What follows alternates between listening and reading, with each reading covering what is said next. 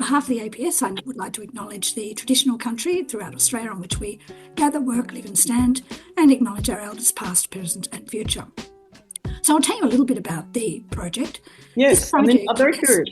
Oh, it's great. This project has come about through the creativity of a couple of our members, and it's about senior psychologists sharing their stories about their journey in psychology, the work they do and what they enjoy.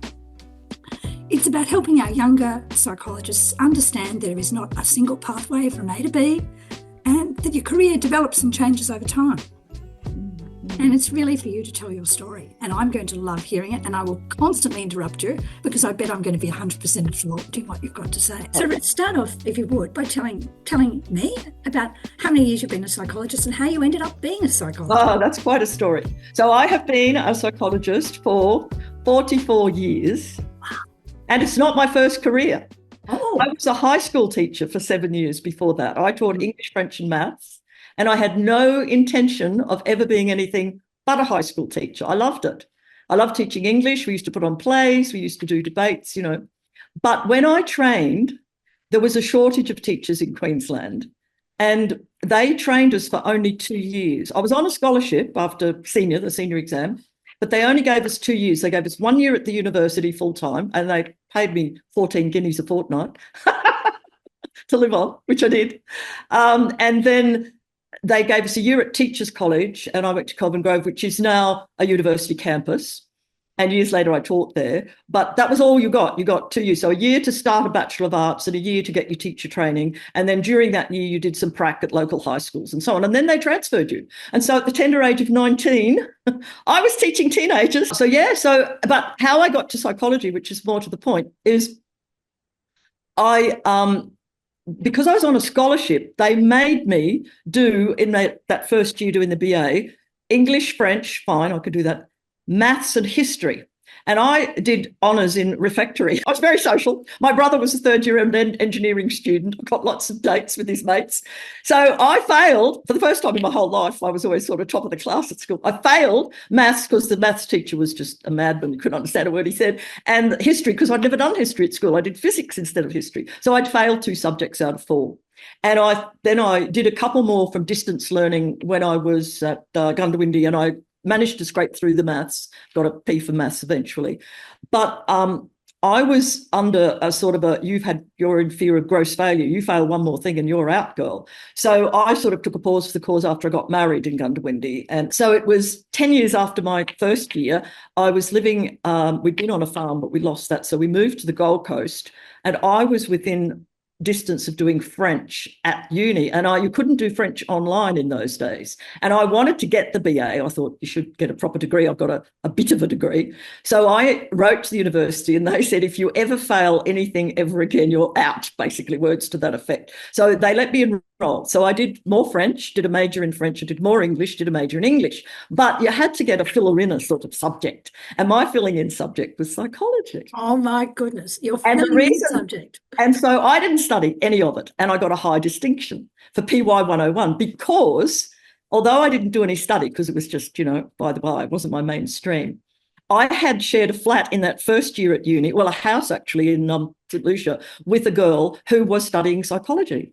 And she did all the tests on me, and I read all her, introductory psychology textbooks. It was really interesting. And she got me a job because, you have to supplement an income of 14 guineas with Professor Entiknap as his research assistant. So I'd done a research assistant in psychology. I'd been exposed to a lot of psychology. So I didn't study. I just got a high distinction. Oh, this is pretty good. I'll do a bit more of that. And so I carried on filling, because I had my major in English and French, my teaching subject, so I had some free choice. Anyway, then I finished the degree, and I then applied for a teaching job. I was living in Brisbane, and they gave me a job, and it was miles and miles from home. And I had 2 very young children, and I didn't want the travel, and I didn't really want to work in that place. So I said to my friend, I was sitting in a third-year psychology tutorial, because I did a bit more, because I loved it, with my friend Evelyn.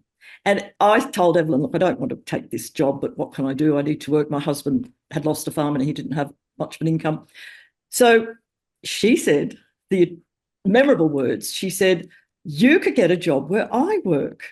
and she was a play therapist at Wilson Youth Hospital. And Wilson Youth Hospital was not a hospital. It was a juvenile detention centre. It was a kids' jail.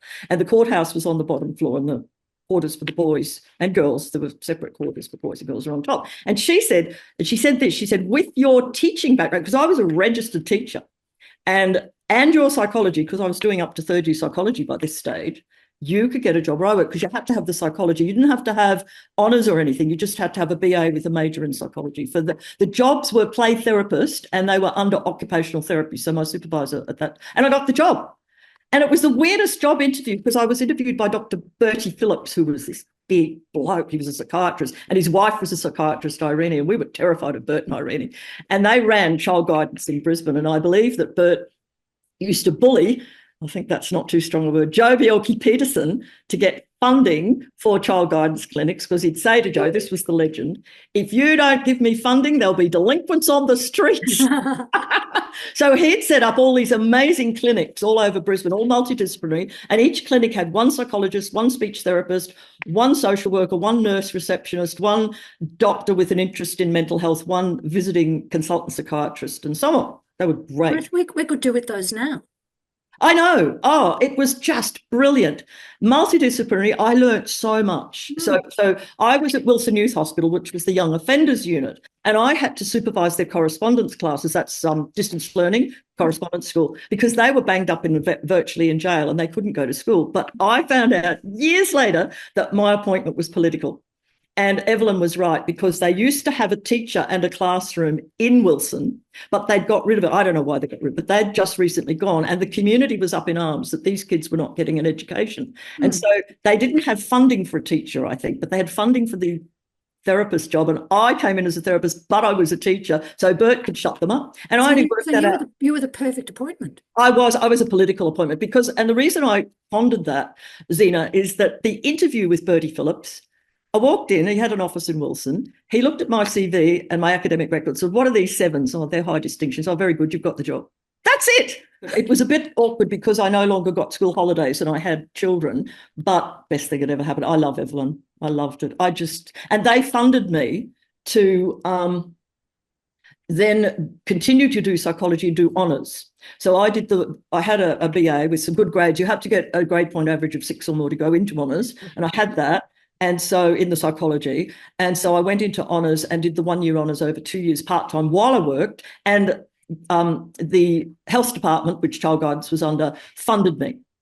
And then in 1980, which is sort of where I started to be an actual psychologist, I got the BA and I got a job. I got the honours and I got a job at Ipswich Child Guidance. That was my first actual psychology job, but I'd been working in that field for 3 years by then. And what I found is that working full-time and studying psychology part-time, you'd learn something in class and you'd go straight away and apply it in your job. It was a wonderful way. It was slow, but yeah, so I got funded. And then I got funded again. I was still with child guidance. I got a psychology job at Ashgrove Child Guidance Clinic, where I stayed for 12 years. It was near where I lived. I lived at the Gap. Yeah. And my kids were at the Gap High. It was just wonderful. And it was a great clinic. I learned, as I said, so much from my colleagues. It was just lovely. And it was a job that everyone wanted. Everyone wanted those psychology jobs. So I was very lucky. And they funded me to do my master's. Again, I got a day off a week to do the master's, which took me a long time. It was sort of a 2-year master's and it took me 6 years. But I got there. Yeah. So you're very good at keeping everything spinning at the same time, Ruth. Well, I look back, Zena, it's interesting you say that. My mother said to me at one point, she said, how do you do it? And I thought, yeah, you'd have no idea. She was a stay-at-home mum. Dad worked. She never had to work. She worked before she was married. She was very bright, my mother. But she said, how do you do it? Because she knew that I was a single mother. And I look back and I tremble. I also had a job as a waitress at an RSL club in the summer. I mean, a lot of our professional women, a lot of them are single parents. Are they? I mean, people parent in different ways these days. What would you say helped you keep going? Sheer bloody determination. No, I loved it. And I'm a person who sets goals and likes to achieve them. I might be slow. I'm not always the quickest person in the world, but if I set a goal, I'm quite single-minded about achieving it. And also I had the good support. And the university courses, I mean, one of the questions I believe you're going to ask me is about mentors, and I want to mention some of the people at university who were just so, it was just always interesting. And I just knew that I had to be well qualified, because then you better at what you do. And I was always used to being good at what I did. Apart from that one failure, I was always that sort of person. You know, I don't know. It's a good question. I'm not sure that I know how I did it. I just thinking about all those amazing experiences. And I mean, you were part of the formation of working with children, you know, back in the day. That was innovative work. We had not heard of sexual abuse. Yeah, I know. I remember those days. And in the 80s, because I started in the 80s, by the end of the 80s, it was coming in. But back in those days, and you're quite right, we paved the way for a lot of very important changes. And if a child ran away from home, and usually they would only run away if they didn't feel safe, the police would round them up, tell them they were a naughty boy or a naughty girl, and send them back. And there was no such thing as naughty parents until somebody published the first parent effectiveness training, PET, at that time. And suddenly it was, parents have got a thing or two to learn, and parents might not do it properly. And that started the shift in understanding what was actually going on for children. Yeah. So I got the master's in 1986. And then I thought, well, I've got a master's, I deserve a promotion. But it was a flat structure, and there was all these psychologists in the clinics, and there was one psychologist, Glenn, who was in charge of us, so he was above, but there was nowhere to go because he wasn't going anywhere, and that was the only way up. So they couldn't give me a promotion, and the masters I got in 86, not many people had that, because you only needed honours then to work as a psychologist. Anyway, so I decided to do private practice. And so I started a little private practice, and then I gradually weaned off the government job and gradually increased the private practice job. And the first month I was in private practice, I was only doing like a day a week. I got one person once a week for the first month. But then it built up really quickly. So it started slowly. And then, so I did that. And then in 1992, one of the lasses that I did the masters with, Pat, she married an Englishman and went to live in England, in London, in Notting Hill.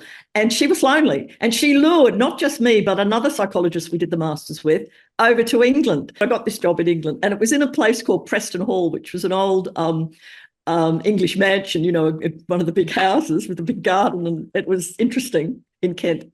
So I got that. And then again, I stayed there for about 3 years. And I wanted a promotion because I'd been top of the tree in Australia, and I'd had to come down in England to a middle range, and I wanted to claw my way back up. Mm-hmm. And I had an interview somewhere near Oxford, and this chap, Dr. Wilkinson, said, "Oh no, you don't have enough NHS experience to be a consultant," was the grade I was going for the next time, "and you never will." Mm-hmm. So I was stuck, according to him. Mm-hmm. So there was a place up in Scotland in Greenock, which was where my grandfather was born, my maternal grandfather. And they kept advertising in this appointments memorandum month after month. They wanted someone of that grade. It was a very small outfit, which would have been a good start. But I went, I'm not doing the ancestor trail. I'm not going to, I'm not. And after 5 months and I still wasn't getting anywhere, I thought, oh, well, blow it. I'll apply for Greenock, and I got that job. And so were you working with children now, or you Yes, this was still children. Yep. It was called CAMS, Child and Adolescent Mental Health Service. And so I was consultant for a CAMS unit up in Greenock. And honestly, I had 5 kids on my list that someone in the family had committed a murder or suicide. It was just incredibly, it was a good experience, and they were a lovely team. They were so good. But I wanted at that stage, because I wanted to claw my way up a bit further, by then people had to have a doctorate to be a clinical psychologist, and I had the master's, and I'd got a thing called a statement of equivalence. And when going to England, they didn't recognise my Australian stuff. Yes, I'm well aware of that. Yes, you would be in your position. And so I had to fight very hard to be recognised. And but I got lucky because I was resourceful, I suppose. To get them to give me the statement of equivalence, which means your master's is equivalent to what you'd get if you were over here.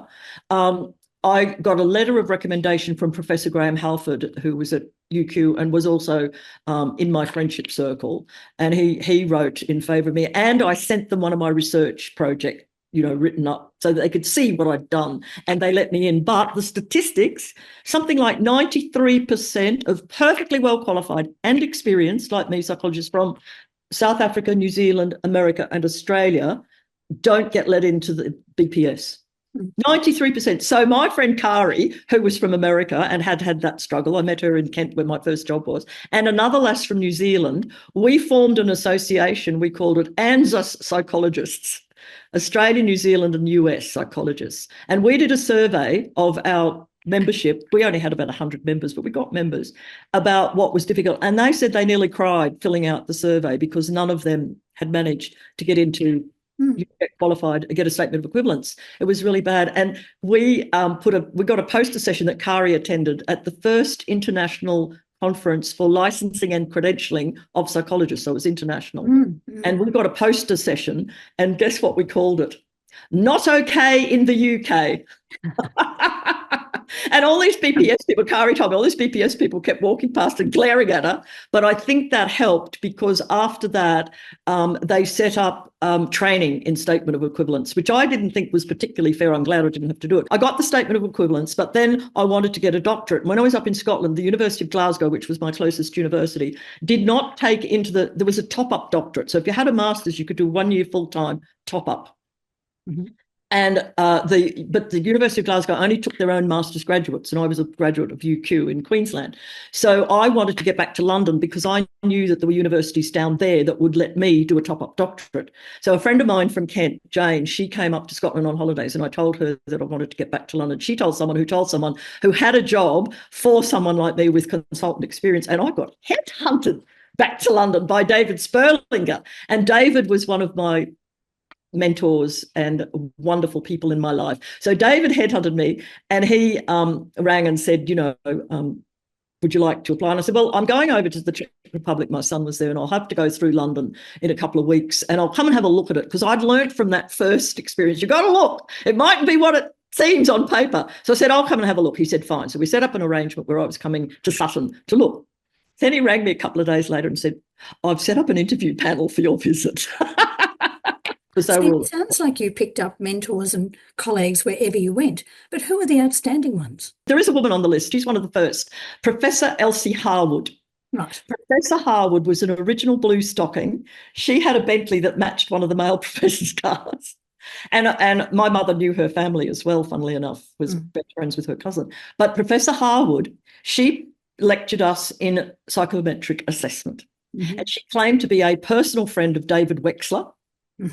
And she also developed an IQ test called the Harwood Naylor IQ test. I don't think it ever took on, but she was really fantastic on that. And I remember she was so particular. Because it was Queensland in the summer, there were boys that had turned up to class, in their board shorts. She said, and when you go to assess someone, you do not wear beach clothes. So she not only taught us really well, and my friend Lynn, who also I met in PY 101, I'm still friends with, she often talks about Professor Harwood because she became a neuropsychologist, and she just felt that Professor Elsie Harwood was just a wonderful mentor for all of us. And David Sperling, the chap who headhunted me, was the loveliest man, honestly. And there's not many men in psychology. My grandson has just enrolled in psychology. He's got a business degree, but he wants to be a psychologist like me. And I'm so pleased because we need men, good men, and he'll be good. And so David Sperlinger, he looked after that child department that I took over for a whole year during the vacancy. What David did was he made sure I'd got the doctorate because I had other things. I went back to Australia in the middle of it, lost a year. It took me 6 years to get a 1 year full-time course. And he wasn't giving up on me. And so he was really special in all those ways. Professor McBride, he taught me about nonverbal communication. Bob Dick, I want to mention, he supervised my honours dissertation, and he taught me how to write. He said, your writing should be lucid and dense. And I've never forgotten that. It stood me in good stead. Derek Farrell, who's an EMDR specialist, he got an MBE for his work with trauma from the late Queen. And he set up EMDR training in universities. He's amazing. And I knew him on a committee. A wonderful man. Yep. So having had those great mentors, what's the piece of advice you would give to your early career self looking back? Well, my piece of advice, I'll have to look at this. It was all meant to be. And I'm pleased that I trusted my gut and I didn't give up when things didn't go where I thought they should go. It was meant to be, like not getting that job in the in George Street, because they thought I'd cheated on the tests. And yeah, it was meant to be. I really feel that you need to trust sort of your higher self to guide you. Yeah, so that's the lesson. Is my early career. This is the early career self, isn't it? Yeah. So I'm pleased I trusted my instincts. Yeah. And I think the point you've made and demonstrated beautifully is, if one door closes, a window opens, or if a window closes, a door opens, whatever the expression is. I didn't know that at the time. And I was very young. I was still early 30s, I think, at that stage. And that's really young. Because I didn't start psychology until I was 27, and it's really good to be a mature age student doing psychology. Like my grandson is in his 20s with kids, and it's good. What's the lessons you have learned that you want to pass on to future generations? What would you say to the young folks today coming through? And I didn't get this from anyone but myself, actually, really, seriously. And the lesson is self-care. You're in there for a long time, not a short time. Well, I'm playing the long game now. I'm well past retirement age and I'm still working. And I believe there was a psychotherapist in the US who was still seeing patients when she was 103. So, and the good thing about the profession is you can keep doing it if you've got your mental faculties, because you just can. There's not an age. So would you like to explain what you mean by self-care? I would love to explain. One is, don't see too many patients in a week or day, because there's a lot of pressure to see more, and don't be greedy. That's enough money.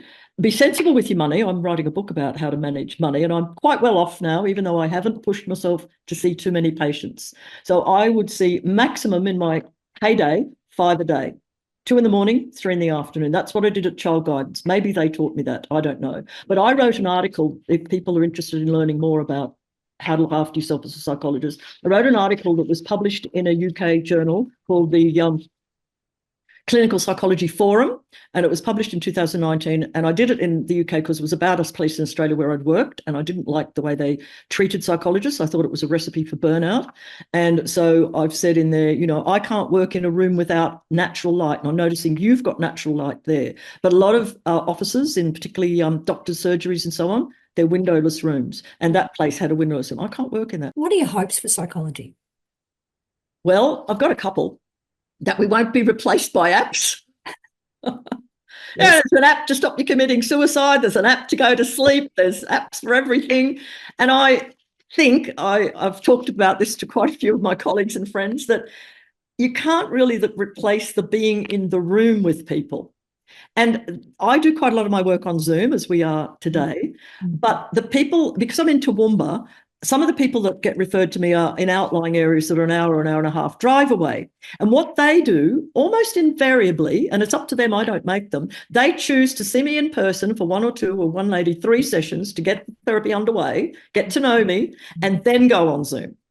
Well, as we know, Ruth, it's the strength of that relationship and the trust in that relationship that allows the patient to start to make a difference. And the relationship is not just built on this face-to-face communication. You have to smell each other, smell the pheromones, the subtle way you experience each other. And sometimes you're not a good fit, and not everybody wants to keep coming to you. And that's another one of the bits of self-care advice. Absolutely.